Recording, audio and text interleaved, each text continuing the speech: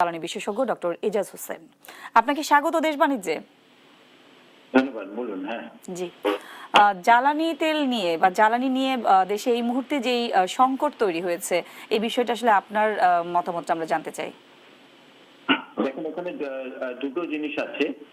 একটা হচ্ছে যে আমরা এখন যেটা আপনি বললেন সঠিক বিতরণ, হ্যাঁ, সরকার বলছে আমাদের যথেষ্ট আছে, কিন্তু আমরা দেখতে পাচ্ছি বিতরণে সাংঘাতিক রকমের সমস্যা হচ্ছে। ভোক্তা এবং জনগণের মধ্যে একটা অসন্তোষ সৃষ্টি হয়েছে। আরেকটা জিনিস হচ্ছে যে একটা আমাদের এই সব বৈশ্বিক এইসব সমস্যার জন্য আমরা কতখানি প্রস্তুতি রেখেছি সেটা এইটার ব্যাপারে যদি আমি বলতে চাই যে আমরা অনেকেই যখন ইউক্রেন রাশিয়া ওয়ার হলো তখনও এরকম ডিজেলের দাম সাংঘাতিক বেড়ে গেছিল। সাপ্লাই যদিও ঠিক ছিল, দাম সাংঘাতিক বেড়ে গেছিল, আমাদের আনতে সাংঘাতিক অসুবিধা হচ্ছিল। তো সেই সময় আমরা জোর করে বলেছিলাম যে আমরা যদি এটাকে বলে স্ট্র্যাটেজিক রিজার্ভ রাখতাম, তাহলে আমাদের এই যে দাম বেড়ে যাওয়ার কারণে যতটুকু আমাদের ক্ষতি হচ্ছে, অসুবিধা হচ্ছে, এবং এই যে বিতরণের যে একটা অরাজকতা দেখতে পাচ্ছি, এগুলা হতো না। আমি একটা এক্সাম্পল দিই।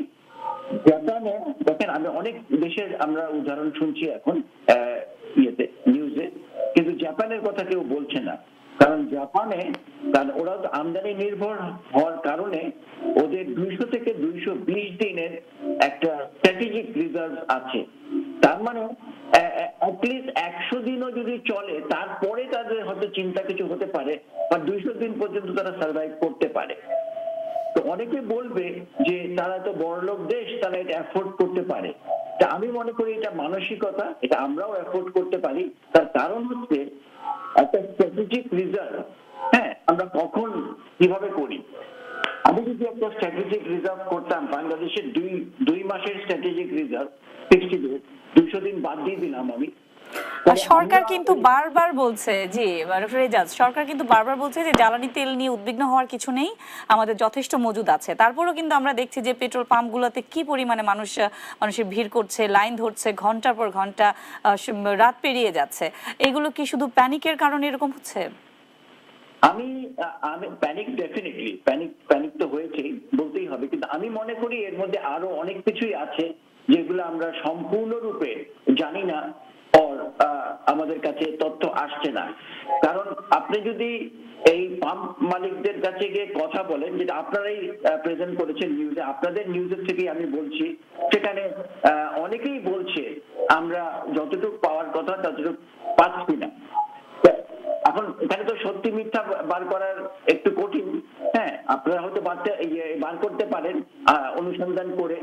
এখন যদি পাম্প যদি বলে যে তারা পাচ্ছে না, তাহলে একটা সমস্যা আছে। আরেকটা হচ্ছে, আমি যেটা মনে করি, আমি অনেক জায়গায় দেখেছি, আমার বাসার পাশে যে ইয়েটা আছে সেখানে দীর্ঘ লাইন হচ্ছে, যে এটা আসলে সব জায়গাতেই দেখা যাচ্ছে। জি ডক্টর এজাজ, আজ কিন্তু সিপিডির একটা ব্রিফিং ছিল, সেখানে কিন্তু সিপিডি বলেছে যে যুক্তরাষ্ট্রের সঙ্গে যে বাণিজ্য চুক্তিটা আমাদের হয়েছে, এইটার কারণে আমরা মধ্যপ্রাচ্য বাদে রাশিয়া বা চীন থেকে সস্তা দামে জ্বালানি তেল আমদানি করার যে প্রক্রিয়া, সেটাতে সহজভাবে আসলে ঢুকতে পারছি না। এই বিষয় নিয়ে আপনার মতামত জানতে চাই।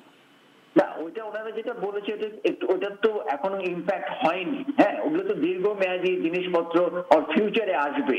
আমরা এখন পর্যন্ত যেই অবস্থায় আছি, আমরা যেখান থেকে আমরা আমদানি করি, দ্যাট ইজ মিডল ইস্ট, হ্যাঁ, হরমুজ প্রণালী দিয়ে, হ্যাঁ, ওইটা তো এতদিন চলছে, এখনো চলছে, আরো কিছুদিন চলবে। ফিউচারের কথা উনি যেটা বলেছেন যে আমাকে যদি আমেরিকা থেকে আনতে হয়, তাহলে আমার এই যেটাকে আমরা ডাইভার্সিটি বলি, এটাকে সীমাবদ্ধ হয়ে যাচ্ছে।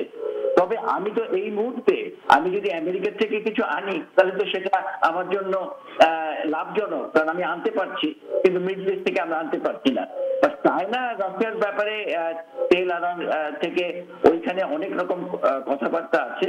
একটা হচ্ছে রাশিয়ার উপরে এখন একটা নিষেধাজ্ঞা আছে, আর চায়নার তো নিজস্ব কিছু দেওয়ার ক্ষমতা নাই, তাদের তো নিজস্ব তেল নাই, কিন্তু তারা পরিশোধিত তেল, ডিজেলটা, জ্বালানি তেল আমদানিতে এখন যে বাড়তি ব্যয়টা হচ্ছে, সেক্ষেত্রে দাম বাড়ানো ছাড়া কর কাঠামো পরিবর্তন করে কি অন্য কোনোভাবে সমন্বয়ের কোনো সুযোগ আছে কিনা? দেখেন, ইন্ডিয়া যে জিনিসটা করেছে সেটা হচ্ছে প্রতি লিটার যে জ্বালানিতে, তরল জ্বালানিতে সরকারের একটা ভালো রকমের ট্যাক্স, ওদের ওখানে একটা ফেডারেল ট্যাক্স আর লোকাল ট্যাক্স আছে, আর ডিউটি, অন্যান্য ডিউটি আছে। তো ওরা বলেছে যে প্রথম স্টেপে তারা যারা করেছে এটাকে সরিয়ে দিয়েছে।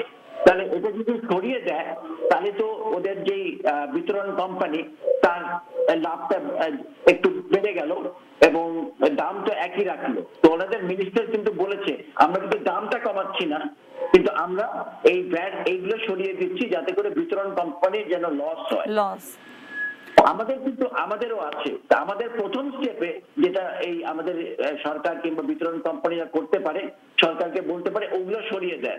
তাহলে 100 টাকায় যে ডিজেল বিক্রি হচ্ছে, আমরা এখনো 100 টাকা দিলাম, কিন্তু বিপিসির তখন লসটা কমে গেল, তা তারা ইয়ে করলো। কিন্তু আমি মনে করি এর পরের স্টেপেই আমাদেরকে দামটা বাড়াতে হবে, কারণ যতখানি দাম বেড়েছে আর বাড়ানোর প্রয়োজন, সেটা শুধু ট্যাক্স এবং ডিউটি সমন্বয় করেই হবে না।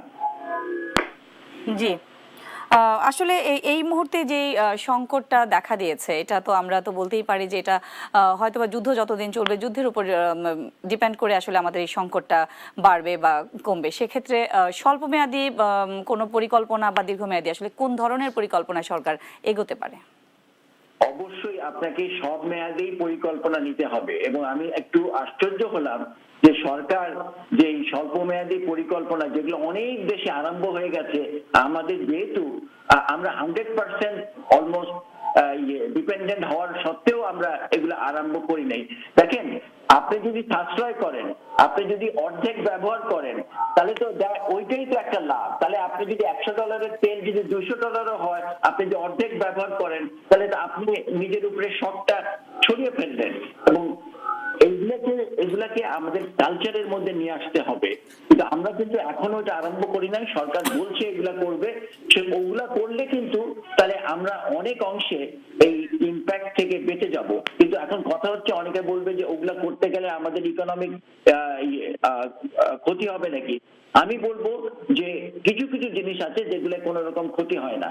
আমি যদি গাড়িটা না ব্যবহার করে রিক্সায় যাই কিংবা হেঁটে যাই, তাহলে তো আমি আমার জায়গায় গন্তব্যস্থানে যেতে পারলাম, কাজও করতে পারলাম, কিন্তু আমার সেই তেলটা বেঁচে গেল।